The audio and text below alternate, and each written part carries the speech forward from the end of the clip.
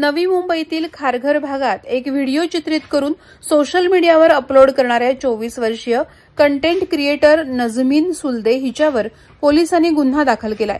महत्वाची बाब म्हणजे पोलिसांनी केलेल्या अधिकच्या तपासात कार चालवणारा व्यक्ती अल-फेश शेख वय वर्ष 24 याच्याकडे ड्रायव्हिंग लायसन्सही नसल्याचं समोर आलंय।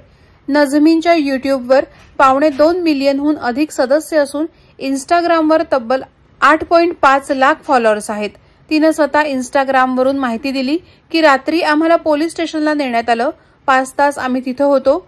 सुमारे 8 कलमांखाली एफआयआर दाखल केला गेला, केस केली आहे असं तिने एका पोस्टमध्ये सांगितलंय।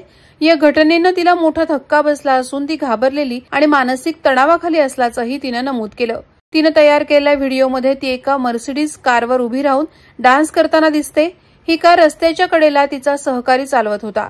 हा व्हिडिओ इंडोनेशियातील एका 11 वर्षीय मुलाच्या ऑरा फार्मिंग डान्सचा रिक्रिएशन असल्याचं सांगण्यात आलंय।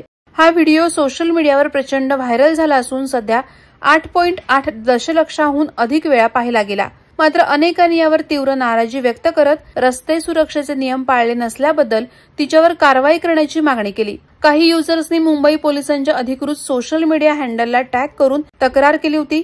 घटनेनंतरही संबंधित व्हिडिओ तिच्या सोशल मीडियावर उपलब्ध आहे। पुढे काय होणार याबाबत अनभिज्ञ असल्याचं नजमीनने नमूद केलं असून तिला या सगळ्या प्रकारामुळे मानसिक धक्का बसल्याचं ती म्हणाली। नवी मुंबई पोलिसांनी या प्रकरणी गुन्हा दाखल केला असून पुढील चौकशी सुरू आहे।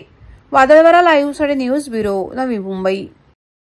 नवी मुंबई व रायगड जिल्ह्यातील ताज्या बातम्या आणि घडामोडींसाठी सबस्क्राईब करा वादळवारा लाईव्ह चॅनल आणि दाबा बेल आयकॉन।